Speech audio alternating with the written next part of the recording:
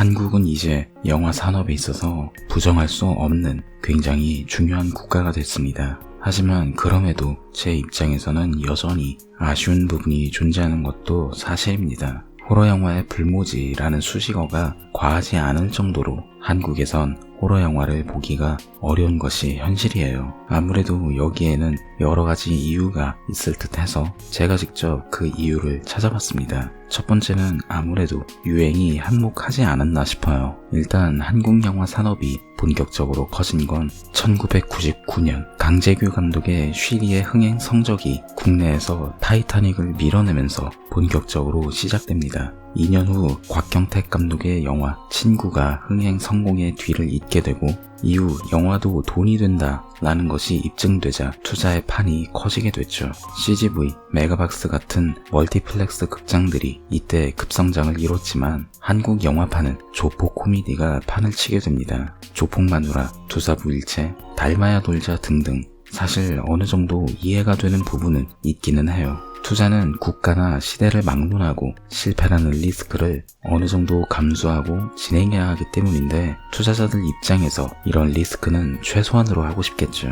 그렇다 보니 가장 안정적인 장르가 쏟아져 나오게 됐고요. 그리고 이런 유행이 어느 정도 가라앉자 이정향 감독의 집으로가 흥행을 하면서 감동 코드를 노리는 영화들이 쏟아지고 이후 유머와 감동 코드를 섞는 영화들이 나오기 시작했죠. 이건 어디까지나 간략하게 꼽은 예시들입니다. 이런 흐름에서 우리가 알 수 있는 건 한국 영화 시장은 수익이 안정된 장르의 반복일 뿐 호러 영화라는 장르에 대한 도전은 상당히 소극적이었다라는 걸 반증하고 있어요. 한국 순수 공포영화 역사상 최고 관객 동원 영화는 김지훈 감독의 영화 장화홍련입니다. 그런데 이 영화도 정확히 20년 전 영화예요. 물론 그 사이에 한국 공포영화는 계속 나왔습니다. 하지만 장화홍련의 흥행과 완성도에는 미치지 못하는 처참한 영화들이 대부분이었죠.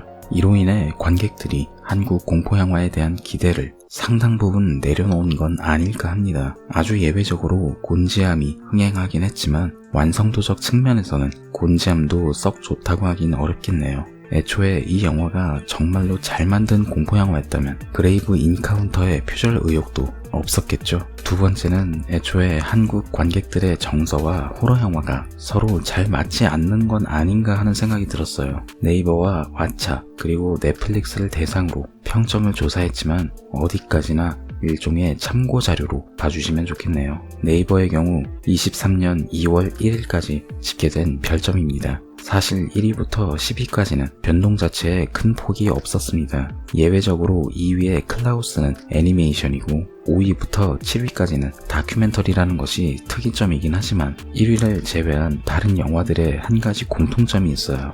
바로 휴먼 드라마를 강조했다는 점입니다. 넷플릭스의 경우 자료는 포플릭스에서 인용했으며 23년 2월 2일 업데이트 자료를 기준으로 했습니다. 중간중간 이미지가 빠진 것들이 있기는 하지만 역시 호러 영화는 아예 순위권에 보이지 않아요. 다만 네이버와는 다르게 상당히 다양한 장르가 있다는 게 특이하다면 특이할 수 있을 것 같네요. 왓챠의 경우 평점이 워낙 겹치는 것들이 많아서 깔끔하게 1위부터 10위까지 추려내긴 어렵기는 하지만 대체로 클래식이라고 부를 만한 옛날 영화들도 많은 편입니다. 당연하게도 공포영화는 존재하지 않습니다. 어디까지나 제가 개인적으로 조사를 한 것이고 이 세 가지로 확정을 지을 순 없겠죠. 좀 더 정확하게 알아보기 위해서 한국영화진흥위원회의 통계를 찾아봤습니다. 22년 1월부터 12월까지의 장르별 점유율을 확인해보니 액션이 32.6%로 가장 높았으며 그 뒤는 범죄 영화가 14.4%,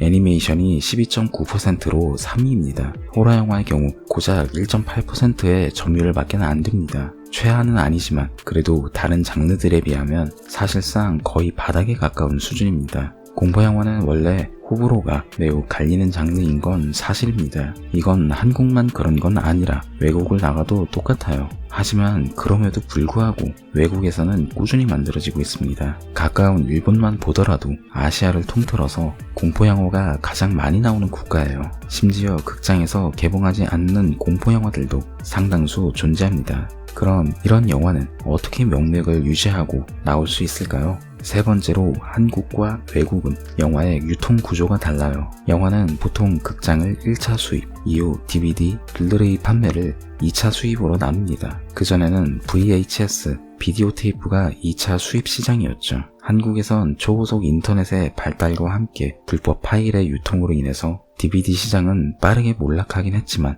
외국은 여전히 돌아가고 있어요. 대표적으로 미국의 영화 제작사 어사일럼의 경우 대놓고 DVD용 영화만 제작하는 걸로 유명하죠. 이 제작사의 간판 시리즈가 바로 그 전설의 허접 영화 샤크네이도 시리즈입니다. 사실 멀리 가지 않아도 영화를 리뷰하는 외국 유튜버들의 경우 방의 책장에 DVD 디스크들이 빼곡히 차여있는 모습을 아마 어렵지 않게 많이들 보셨을 거예요. 숫자는 비록 적을지언정 DVD 판매로도 그 수익이 유지되고 수익에서 제작비를 뽑아낼 수 있도록 조성된 환경이 이러한 구조를 만들어낸 건 아닐까 싶네요. 결과적으로 그리고 현실적으로는 돈과 직결되는 것이 아무래도 가장 큰 원인이지 않을까 합니다. 한국에선 보통 상업적으로 대박이 났다고 칭하는 영화들은 1000만 관객을 동원한 영화들이 대부분이에요. 문제는 매스미디어에서 이런 모습만 계속 부각하다 보니 1000만 관객을 동원해야만 성공한 영화 혹은 감독이라는 프레임이 한국 영화계에 씌워지는 게 아닐까 합니다. 이러한 풍조가 계속 반복되니 결국 한국 영화는 전체적으로 비슷한 클리셰와 내용, 장르를 반복할 뿐이에요.